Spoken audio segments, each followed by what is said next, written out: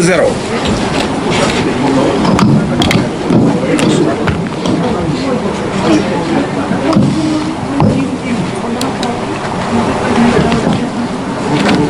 Mesdames, Mesdemoiselles, Messieurs les journalistes, je vous remercie très sincèrement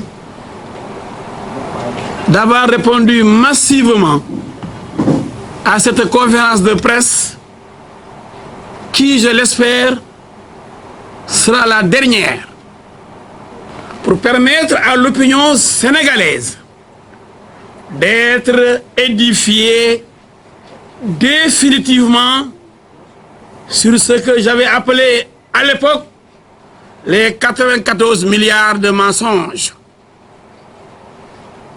Décidément, le ridicule ne tue point dans notre pays, le Sénégal. Il y a dans ce pays un ex-fonctionnaire malade parce qu'incapable de garder les secrets professionnels comme le veut son statut de fonctionnaire. Cet homme-là est un danger public, un menteur hors pair,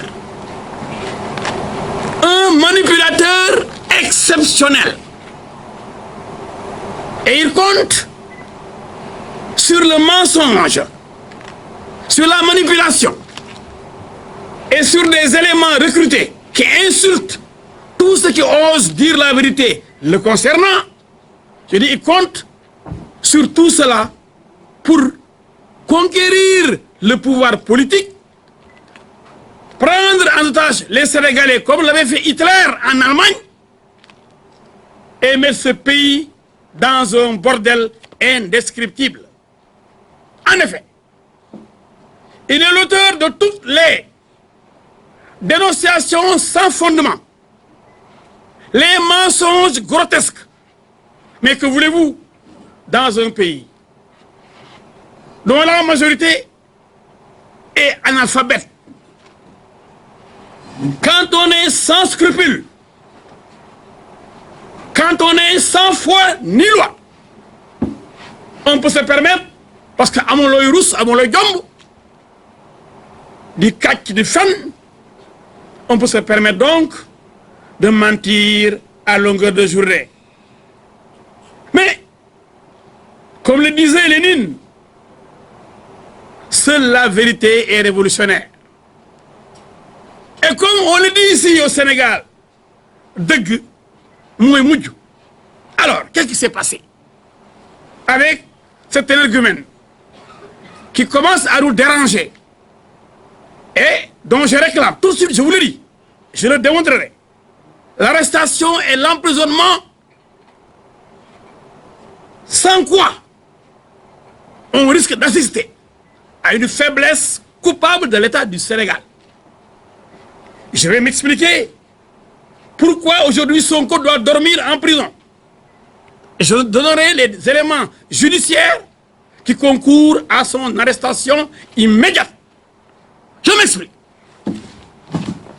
Vous avez le protocole d'accord signé par ce menteur, signé par ce comploteur, signé par ce magouilleur, signé par cette personne qui est incapable de dire la vérité, mais qui malheureusement parvient à tromper une bonne partie de l'opinion. Ce document, vous verrez la signature de Sonko avec sa société Atlas, son homme, son bouquinet, Ismaïla Ba, aussi bien dans Mercalès que dans Atlas. Qu'est-ce qu'il dit, le protocole d'accord? Parce que c'est ça qui a entraîné tout ce bruit autour de ces 94 milliards de mensonges.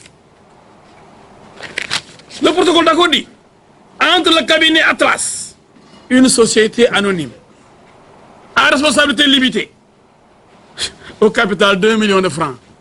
Avec 1 million de francs, vous avez une société anonyme. C'est même pas sérieux. Les héritiers du titre foncier 1451R, représentés par Yeri Diakhaté, Djibril Dial, Abdou Mbeng, Massen Sarr, Salih Ndiaye, Ibrahima Samb, d'autre part. Je vais vous dispenser de la lecture de tout le rapport. Je vais vous dire ce qui intéresse cet escroc qui cherche toujours de l'argent, cupide qu'il est, et qui vole des terrains. Je vous montrerai les terrains qu'il a volés dans ce pays.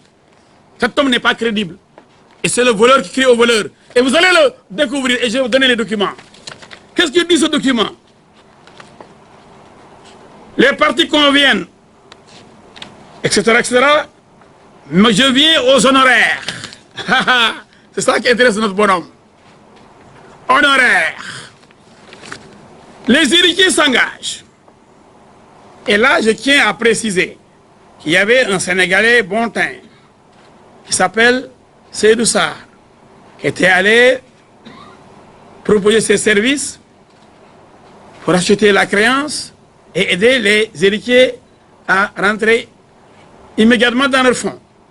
Comme on dit soufou, il est allé en lâche et en traître dire aux héritiers, ce Seydou Sarr-là, il ne se connaît pas. Ça pourrait ressembler à un délit d'initié. Qu'est-ce qu'il leur dit? Moi, je travaillais là-bas. Je connais les réseaux. Donnez-moi l'affaire.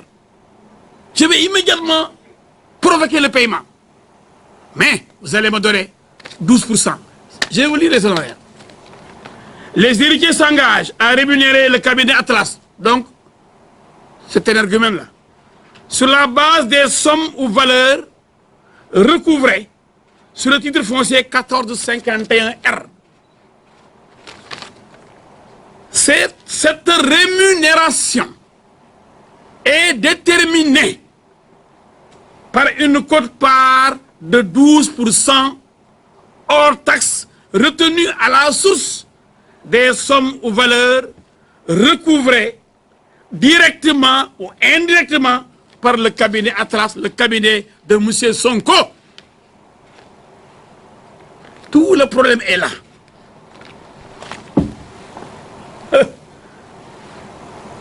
Et pour vous montrer que lui qui dit qu'il n'est pas un homme du système et qu'il veut la transparence, c'est pourquoi il dénonce, il met une clause de confidentialité. La ley Nabou, lui qui réclame qu'on publie les contrats de pétrole. Que tout doit être, lui qui dit que tout doit être clair dans le pays. D'accord? Il dit clause de confidentialité. Chacune des parties, après avoir parlé des 12%, s'engage à conserver confidentiel tout document, comme celui-ci, ou information échangée ou communiquée dans le cadre de l'exécution des termes de ce protocole d'accord. Protocole d'accord. Protocole d'accord.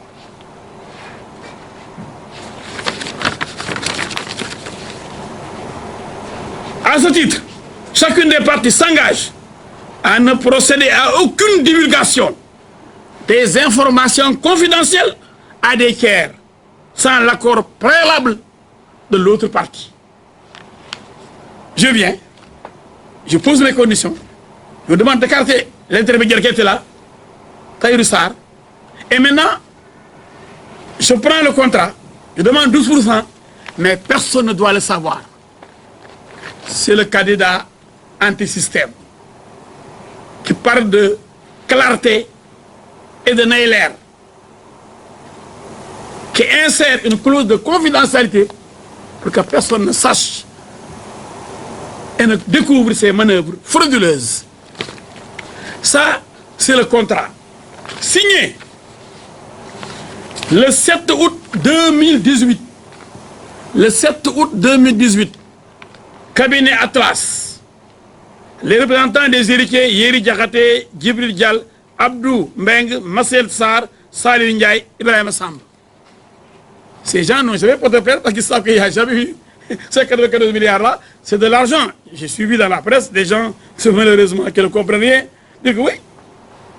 Mais les gens disent que ces 94 milliards n'existent pas. Et ensuite, on dit qu'ils voulaient prendre 12%. Qu'est-ce que ça veut dire ça? Quelle contradiction? Il y a des gens trop limités. Mais si on n'a pas payé les 94%, On ne peut pas récupérer 12%. Mais les 94% existent. Les 94 milliards, excusez-moi, les 94 milliards existent. Et on réclame 12% des 94 milliards. Ce qui fait 11 milliards. Nous sommes au mois d'août 2018, à 5 mois de la présidentielle, de la campagne électorale. Août, septembre, octobre, novembre, décembre, janvier, février, Giancarlo. C'est l'élection présidentielle. Il voulait des fonds de campagne électorale. Et pensant être plus intelligent que tout le monde, il dit si j'accuse l'État, si je dis qu'un agent de l'État, un haut fonctionnaire, un directeur des domaines, a détourné 94 milliards, l'État va payer certainement très rapidement la somme. Cet homme-là, il est malhonnête. Et un autre jour, il dit à la presse, moi-même j'ai eu un versement de 46 milliards. Maintenant, ce n'est plus 94 milliards. On n'est plus devant une somme de 94 milliards, mais de 46 milliards. Mais où est la preuve?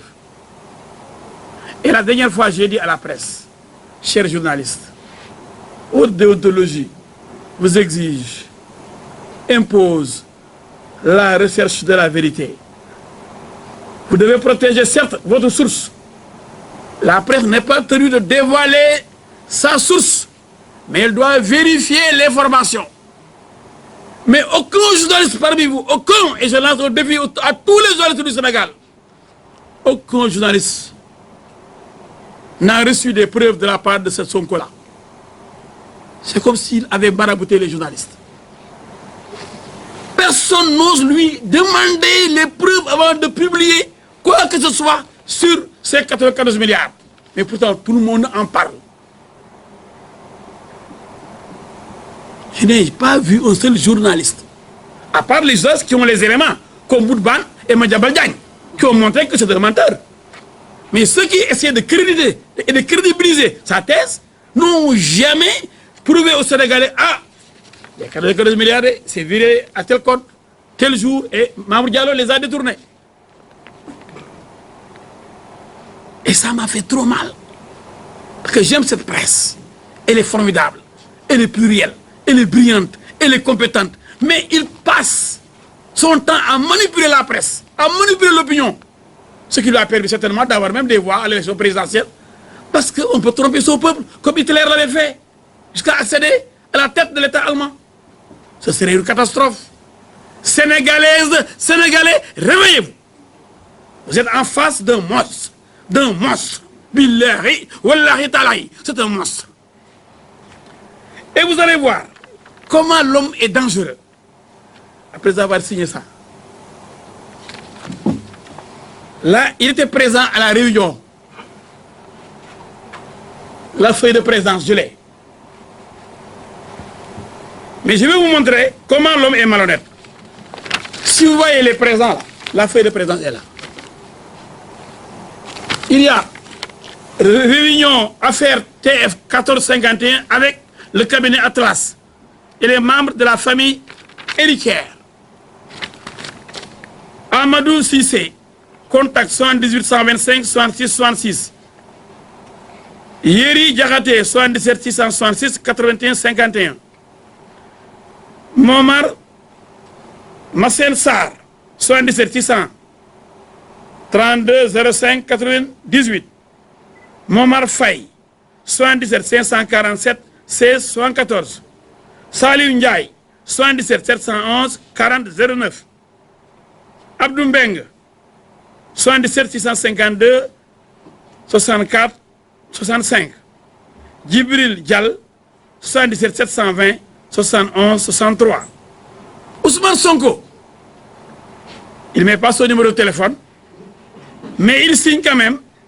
Mais il y a, lui, et après, immédiatement, il y a, pour montrer que pendant les réunions, ils étaient ensemble, parce qu'on fait circuler la feuille de présence. Immédiatement, il y a Isma Ba, son homme de confiance, dans son parti comme dans les affaires, qu'il utilise et qui signe toujours à sa place. Ismaba et lui n'ont pas mis. Vous avez vu les deux cases libres là, vides. Vous avez vu 2 cases vides. C'est le numéro de téléphone. Et vous allez voir, il a écrit comme un médecin. Pourquoi on déchiffre? Regardez comment il écrit Ousmane et Sonko. C'est comme un médecin qui écrit. Il faut bien lire pour voir que c'est Ousmane Sonko. Voilà le truand. Voilà comment se commet un truand. Et parce qu'il fait des calculs, il dit, demain, si je vous dis que c'est pas moi, on a imité mon nom. Regardez, Ousmane Sonko. Le O et le N. Regardez. Ousmane Sonko. Comment il a écrit? Comme un médecin qui écrivait. Vous avez vu Ousmane Sonko là-bas? Hein? Lui, il se bat les deux voleurs. Convoqués par la commission d'enquête parlementaire et qui ont refusé de déférer à la convocation. Vous avez vu, monsieur? Comment il a écrit comme un médecin son nom? Ousmane Sonko, le truand. Il ne veut même pas écrire clairement. Et il ne met même pas son numéro de téléphone. Ismaba aussi ne met pas son numéro de téléphone. C'est la clique, le groupe des voleurs et des magouilleurs. Tout est calculé. Escroquerie. C'est ces énergumènes-là. Alors.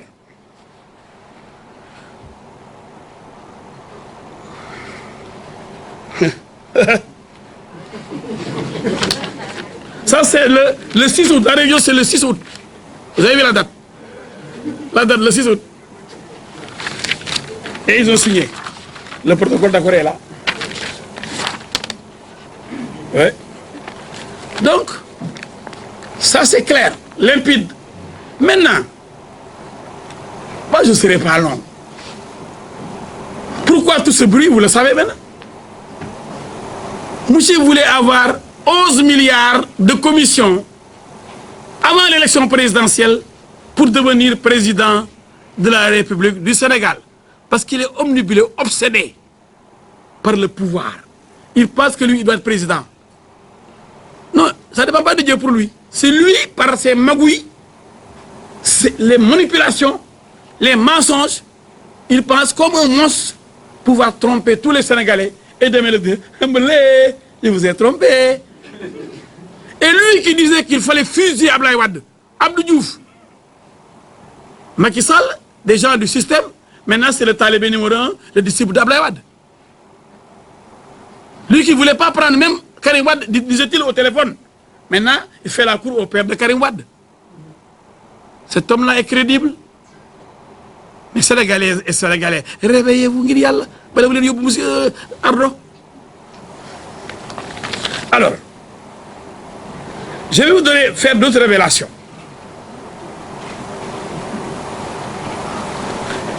Pour dire qu'il veut prendre les Sénégalais en otage. Mais qui quand le yap. Voilà un Sénégalais qui se fiche des Sénégalais. Éperdument. Il donne des informations fausses. 94 milliards détournés par Mamour Diallo. Mamour Diallo ne détient pas l'argent. Pour qui connaît l'administration dans tous les pays du monde. C'est le trésor qui paye quand l'État doit dédommager des familles. Les impôts préparent le dossier. Mamour Diallo prépare le dossier et le présente au trésor qui paye les héritiers. Comment donc celui qui ne détient pas de l'argent, à qui on ne verse pas l'argent, qui n'est pas destinataire de l'argent, comment peut-il détourner de l'argent qu'il n'a jamais gardé et qui ne lui sera jamais destiné? Mais comme tout le monde n'est pas juriste, tout le monde n'est pas capable de faire le distinguo entre les impôts et le trésor, ce menteur, ce comploteur, ce manipulateur surfe grave, dangereusement, pour manipuler l'opinion. Mais, quand on l'a interpellé, pour donner ses preuves, déjà manquant de respect à la presse, manquant de respect au peuple sénégalais qu'il a élu député, il dit, je ne vous donne pas de preuves, j'attends que le procureur me croie parce que je l'ai saisi. Et le procureur nous a montré le document. C'est Pastef qui a écrit au procureur pour demander des éclaircissements sur l'affaire-là. Il n'a jamais porté plainte. Contre qui que ce soit.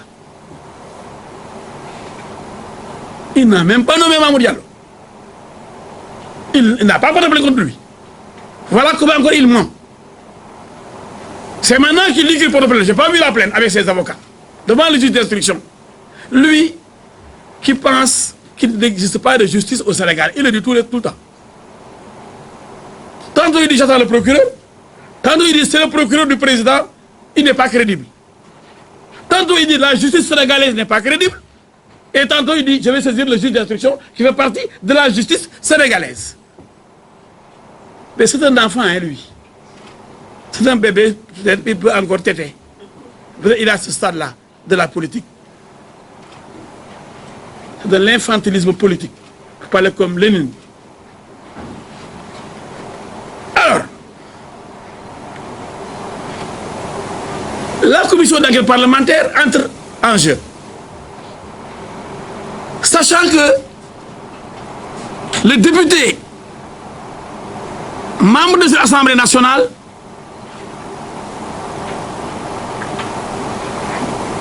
doit, par respect vis-à-vis de l'institution, venir donner les preuves de ces accusations d'une gravité exceptionnelle. 94 milliards pour un seul individu détourné. C'est extrêmement grave. Réponse: je ne vais pas déférer à la convocation de cette commission d'enquête parlementaire.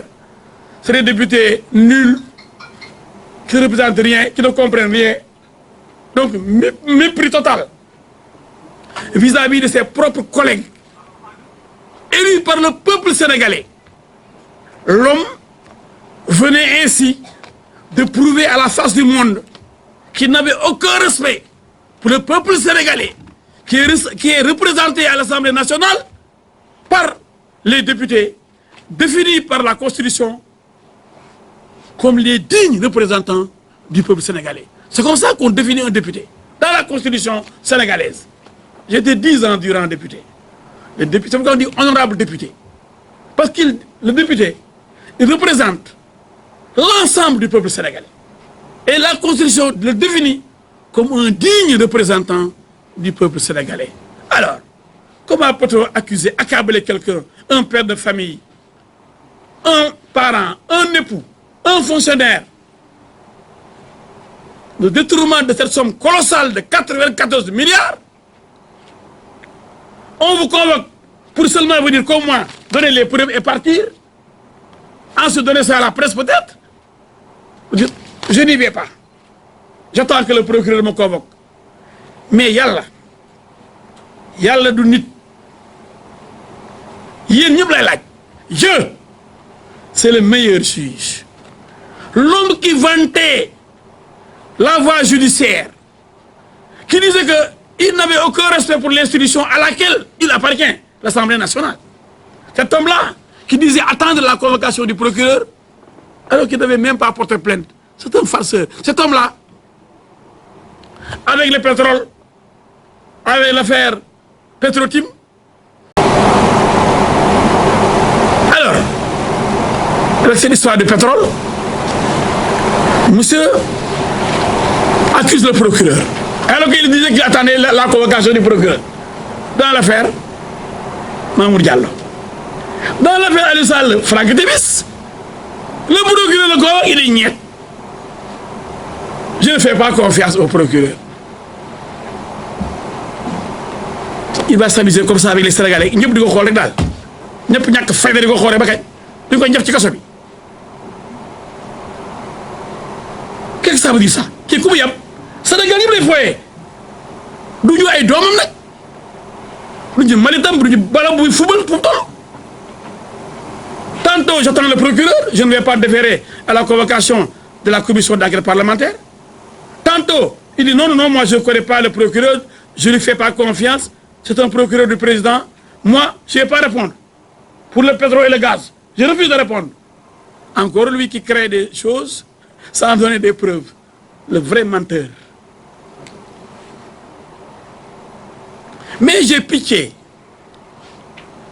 de me yérem. Je vois des Sénégalais en train de le défendre partout. Ce garçon-là, il est ceci, il est cela. L'imam Moussa Gueye, il est très fort. Il disait dans ses émissions, Yalla rek xam. Yalla rek xam. nit dafa lëndëm nit dafa lëndëm mais combien de gens ont trahi des présidents qui ont quitté le pouvoir, qui ont perdu le pouvoir, alors qu'ils ont occupé de hautes fonctions avec ce président lorsqu'il était aux affaires? Est-ce que ce président pouvait imaginer un seul instant de pareille trahison alors qu'il a donné tout à ses collaborateurs-là? Vous n'avez pas besoin de chercher loin. Il y a des gens qui, quand ils ont perdu le pouvoir, immédiatement, n'ont plus reconnu le camarade de parti. Ils ont été abandonnés immédiatement. Et les gens sont allés vers les prairies les plus fournies, les plus garnies, les plus riches. Parce que ñàkk jom dafa bëri Sénégal. Hein? Ngor dañ ko raflé. Cet homme-là, il n'est ni digne ni honnête. Il s'amuse avec les Sénégalais. Il faut doy, ça suffit. Mais la commission d'enquête a fait son travail. Les gens ont défilé. Les services des impôts, des domaines, du cadastre, les familles les bouts concernées, les ministres des Finances, le trésorier, ceux qui doivent sortir l'argent de l'État pour payer. Tous ont montré que M. Sonko est un menteur. Mais quand même, les gens là, mais ces Sénégalais, de vous, personne n'est dupe. Tout le monde sait que s'il avait des preuves, il les aurait brandis devant la commission d'enquête. Comme il veut le faire tout le temps, il aurait convoqué la presse pour dire je viens de sortir de la commission d'enquête. Les preuves que j'ai fournies sont là. Tel jour, à telle heure, tel virement de 46 milliards ou de 14 milliards, tel virement a été fait dans le compte numéro 00 34 25 de telle banque. Ouais, ce gars, il a dit que Sénégal mu kenn am xel yu jóg nek ay nuxandoom ay yambar yu xam ne xamuñu dara moom rek boo xam moom boo jàng de sar moom muus mooy nit ñu nekk ay xar ak ay béy ci dëkk bi rek. Et puis les gens le répètent, le reprennent mécaniquement et reprennent tous ces mensonges mécaniquement comme c'était des paroles d'évangile, alors que tout ce qu'il dit est mensonge. L'homme est agrégé en mensonge. Depuis que je suis né, je n'ai jamais vu dans ma vie. J'ai fait tous les continents, sauf l'Australie. Je n'ai jamais rencontré un menteur de ce type. Quelqu'un qui est capable d'accabler son prochain, un Sénégalais comme lui, d'avoir détourné 94 milliards.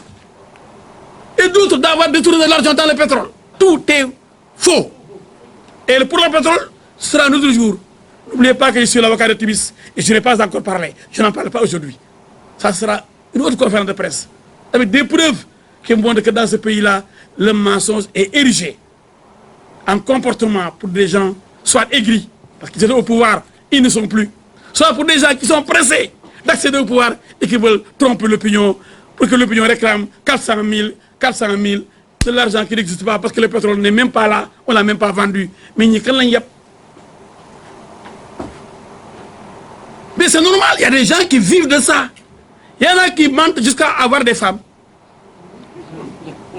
Moi, souvent, en tant qu'avocat, il y a des femmes qui viennent me voir. Oui, moi je demande le divorce parce que mon mari me disait qu'il travaillait comme haut fonctionnaire des Nations Unies, mais que c'est un chômeur. Il est venu me donner 2 millions, après il m'a emprunté ma voiture qu'il a vendue, après il m'a fait vendre ma maison, parce qu'il disait qu'il devait avoir un virement de 44 milliards.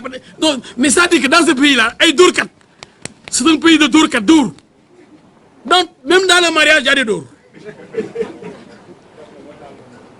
Maintenant, la politique est le domaine privilégié de la frappe, du Dour.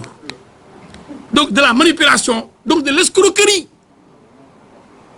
Des gens ne comptent que sur l'escroquerie et les réseaux sociaux. Ils payent des gosses, ils vont m'insulter à longueur de journée. C'est leur Kéboudienne.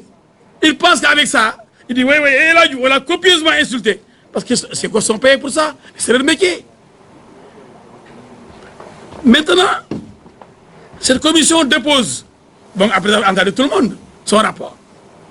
Je vais porter plainte contre la commission qui ne devait pas dévoiler. De quoi a-t-il peur? Même si la commission ne devait pas dévoiler, elle dévoile des choses qui ne l'accablent pas. Il devrait être content. Mais c'est que les conclusions, parce qu'il n'y a rien, c'est du vent, mais vont montrer que Mamour Diallo est blanc comme neige. Mais ridicule qu'il est, il dit qu'il porte plainte maintenant, encore, pour l'affaire des 94 milliards contre Mamour Diallo. Mais qui, oui, mais ce fou-là, il faut l'arrêter. Mais, porte plainte, d'abord, l'argent n'est pas encore versé aux héritiers. L'État n'a pas encore payé. Et il le sait.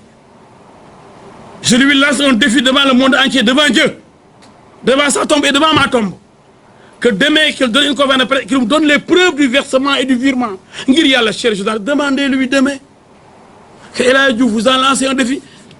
J'ai un ami, l'autre ami Aliou Sall a prêté, a juré devant le Coran. Est-ce que c'est ce qu'ils l'ont accusé? Aucun d'eux n'a juré devant le Coran. Non, oui, ils auraient dû prendre un Coran. Aliou Sall a pris de l'argent. Qu'est-ce que tu fais? Dour rek, fan rek. Fan nañ ba nëb.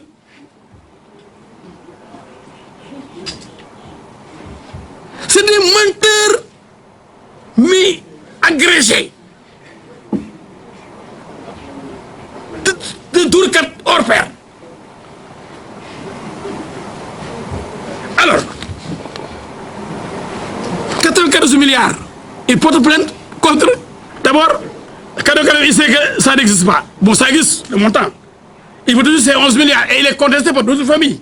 Il y a des gens, des Lébous, qui contestent sa présence parce qu'ils sont avec Tahirou Sarr. Il y a un autre conflit, un autre contentieux. Et lui, il a même fait une usurpation de fonction. Il est allé se prévoir de pouvoir d'avocat, de représenter les gens devant la justice, etc., pour réclamer de l'argent. Mais celui-là, c'est un usurpateur aussi.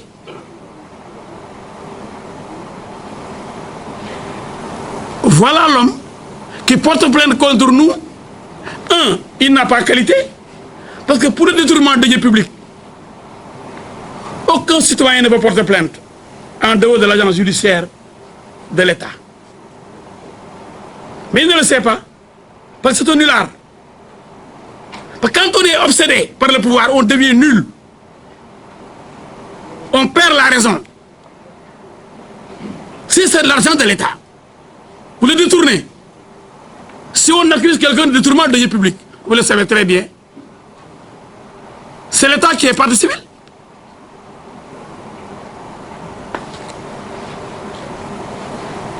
Donc, plainte irrecevable. Mais deuxièmement, il faut avoir la qualité pour agir, intérêt pour agir. Et j'ai suivi ces avocats dire oui, c'est l'article 2 qui lui permet de porter plainte. C'est faux, c'est pour manipuler encore vos consciences. Quel article 2? L'article 2. C'est celui qui souffre, qui a souffert, qui a subi un préjudice dans une infraction, qui peut se constituer partie civile. Mais où est l'argent détourné pour qu'il se... D'abord, il n'est pas l'État, pour dire qu'il se constitue partie civile. C'est l'État qui peut le faire en matière de détournement de deniers publics. C'est des deniers qui appartiennent à l'État. Deniers publics. Ce ne sont pas des deniers privés. D'abord, il faut être nul en droit pour dire que pour les détournements de deniers publics, moi, j'ai porté plainte. Alors que l'État seul est concerné pour des deniers publics détournés. Mais, intérêt aussi. En droit, nous avons appris à la fac de droit. Pas d'intérêt, pas d'action. L'intérêt qui a intérêt à porter plainte, ce serait normalement les familles Lébou ou l'État. Si on a détourné l'argent des Lébou, peut-être que ce ne serait pas un détournement des publics. Ce serait une escroquerie, peut-être. Maintenant, si l'État porte plainte aussi, l'État doit prouver qu'il a perdu de l'argent. Mais lui, il n'est pas concerné. Mais il le sait. Il n'est pas seulement nul, mais il est malhonnête. Pourquoi? Il sait parfaitement que bientôt la commission d'enquête va déposer son rapport, que la plénière va se tenir, après quoi le procureur va entrer en action. C'est pourquoi j'ai demandé, j'ai même exigé son arrestation. Et je l'assume. Si l'État ne le fait pas, l'État sera faible. Et la faiblesse coupable est dangereuse pour un État de droit. Je me répète. Je reprends. La commission d'enquête parlementaire a terminé son travail. Son rapport est déposé sur la table du président de l'Assemblée nationale. Peut-être dans un mois, la plénière va se tenir et va adopter le rapport de la commission. N'ayant eu aucune preuve contre M. Mamour Diallo, mais l'Assemblée nationale va le blanchir. Et en ce moment-là, le procureur pourra entrer en action. C'est ça la loi. Le procureur ne peut pas entrer en action alors qu'il y a une commission d'enquête qui mène une enquête. Il ne peut pas lui aussi faire son enquête. Mais après, là, le procureur se rendra compte qu'en réalité, il y a diffamation. Ce n'est pas important. Il y a calomnie contre Mamour Diallo. Ce n'est pas important. Mais ce qui est important, c'est la diffusion de fausses nouvelles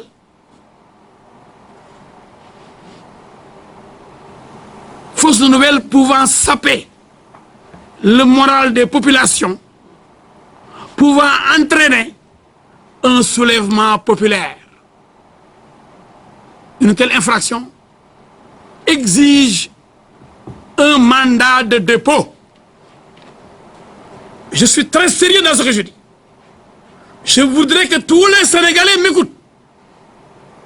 Ce que je dis là est très sérieux. La diffusion de fausses nouvelles, c'est-à-dire un détournement présumé de 94 milliards qui n'existe que dans la tête de ce menteur. La diffusion de cette nouvelle fausse, 94 milliards dans un pays aussi pauvre. Vous avez vu les fausses accusations sur Timis et sur Aliou Sall, chacun réclame 400 000. Vous avez vu que ça va entraîner un soulèvement. Tout ça, c'est de la manipulation. Mais 94 milliards, je n'ai pas encore vu les gens réclamer leur quote-part là, comme ils l'ont fait dans le pétrole. Parce que là-bas, la manipulation est très grande avec une chaîne internationale, parce qu'on est très complexé ici. Comme ça vient de l'Europe, des gens payés pour nous accabler, installer le bordel comme on l'a fait en Libye et en Irak. Mais les gens auraient pu réclamer leur argent sur les 94 milliards. Parce que l'homme qui a accusé Mamour Diallo d'avoir détourné 94 milliards est un élément essentiel du dispositif de campagne et de réélection du candidat Macky Sall. On est en 2018. Fin 2018. Le pays aurait pu basculer dans la violence inouïe. Le pays aurait pu basculer dans un désordre indescriptible. Le pays, notre cher Sénégal, aurait été traversé par des mouvements, des tumultes, des soubresauts, des guerres intestines provenant d'un mécontentement général.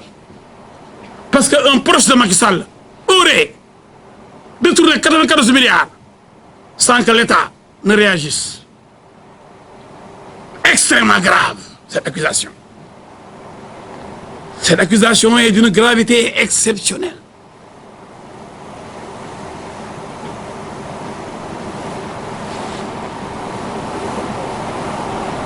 Pour ça, vous avez vu que c'est clair. Mais je vais vous donner quelques petites informations sur l'homme. Regardez ce document de Toulon. Et j'ai gardé d'autres documents sur moi. Toulon, écrit en anglais. et qui lui verse beaucoup d'argent. Tout le oil. Lui, le propre. Il a préparé sa campagne électorale avec cet argent des pétroliers. Celui-là, Tulo, rival de Franck Timis et de Petrotim, qui avait été là avant Timis et qui a été dégommé par Karim Meïssa Wade, qui a signé le contrat avec Petrotim, Karim Wade, avec son papa, avec Petrosen. Je vais en reparler dans une conférence de presse exclusivement réservée à Timis, dont je suis l'avocat, le conseil. Parce que je n'ai pas encore parlé depuis lors de l'affaire du pétrole. Parce qu'il y a une enquête là-bas à la DIC. Je ne veux pas gêner l'enquête. Mais on parle d'Ousmane Sonko, ils disent, juin 2018, le 8, this case study assesses the extent of Tullow oil compliance with the principle of free, prior and informed consent in West Africa. The new political approach in Senegal, with a close and trusted collaboration with a serious opponent of the actual president, un sérieux opposant au président SS Ousmane Sonko Ousmane, a young and emerging political leader, please to the proposal of South Africa meeting. Donc un jeune leader qui s'oppose au président. Et l'argent qu'on lui a versé ici, il y a une somme, et les sommes ont continué. In Senegal, Tullow is in collaboration with partners to revive the promotion of democracy and transparency policy in Africa, recommended to delegate the subsidiary in Ghana to provide logistic assistance estimated at a value of $195 million.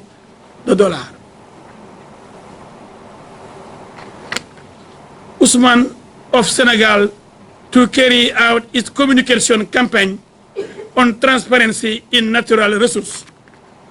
C'est pourquoi il a écrit un livre là, qui a été commandité. Lui, il n'est pas ingénieur, il ne connaît pas le pétrole. Il a écrit un livre sur le pétrole, c'est pas lui qui l'a écrit. C'est un mercenaire, cet homme-là.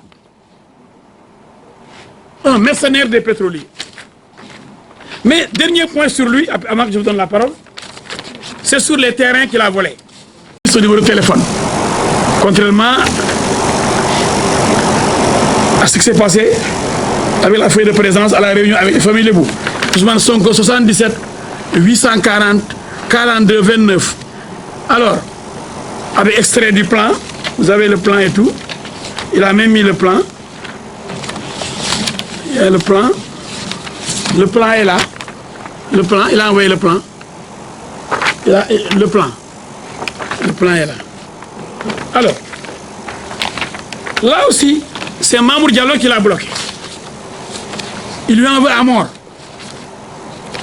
C'est pourquoi il s'acharne sur Mamour Diallo. Pourquoi Mamour Diallo? Il l'empêche d'encaisser 11 milliards, qui dit que c'est pas sûr. Il y a déjà des familles qui ne sont pas d'accord. Et lui, il vient comme ça pour écarter Tahirou Sarr. Ce n'est pas clair. Il dit que donc, Mamour Diallo l'a empêché d'avoir 11 milliards pour aller à l'élection présidentielle. Deux, cette demande de terrain. Mamour Diallo l'a bloqué. Parce que, même si vous demandez un terrain, on demande est-ce que vous n'avez pas un autre terrain avant? Ça, c'est une exigence des domaines. Si vous avez un terrain avant, on ne vous donne pas autre attribut à ceux qui n'ont jamais de terrain. L'État n'est pas là pour donner à une catégorie de personnes tous les terrains du Sénégal et les autres devant trinquer. C'est ça l'homme qui dit qu'il est anti-système, qui demande au système de lui donner des terrains, qui fait un délit d'initié. Qu'est-ce qu'il a dit à Mamour Diallo? Grand, terrain, vous savez que les services du cadastre seuls connaissent les terrains de l'État. L'État ne connaît pas ces terrains. Il voit souvent des poches et il s'empresse d'aller à la commission domaniale, à la commission qui se tient là pour attribuer, pour mettre les noms de leurs parents, des noms d'emprunt, des prête-noms pour bénéficier de tous les terrains. Allez à Niakarab, il a des hectares là-bas. Donc il a eu à voler beaucoup de terrains. Parce qu'il aime l'argent. Sonko, xaalis rek monsieur xaalis c'est ça qu'il a mené aux impôts d'ailleurs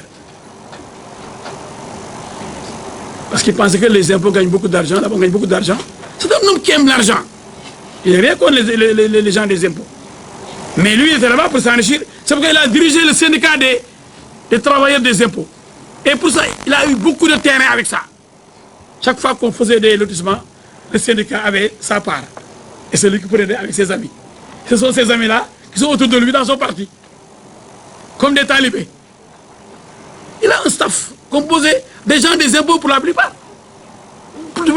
de son syndicat qu'il dirigeait avant et faisant des pressions sur l'administration en tant que patron du syndicat un vrai homme du système lui alors pour ça aussi il en veut à Mamour Diallo le directeur de domaine qui a bloqué l'attribution mais quand on a arrêté Tahibou Ndiaye mais vous savez que c'était le courtier de Tahibou Ndiaye c'est lui seul aux impôts et domaines qui avait dénoncé l'arrestation de Tahibou parce qu'il croyait qu'on allait l'arrêter ils ont travaillé ensemble c'était le courtier de Tahibou chaque fois Tahibou était le patron du cadastre c'est le cadastre qui connaît les terrains libres qui fait les délimitations les poches qui existaient et il allait les vendre pour Tahibou Sonko est un courtier de Tahibou Ndiaye et surtout nous avons des preuves c'est pourquoi il a été le seul inspecteur des impôts le seul agent des impôts à écrire lorsqu'on a arrêté Tahibou Ndiaye pour se plaindre en disant que c'est pas normal et Tahibou Ndiaye a dit devant le juge j'étais là-bas que tous les directeurs des impôts tous les directeurs des cadastres tous ceux qui sont des patrons là-bas sont des milliardaires je prends à témoin la presse vous vous rappelez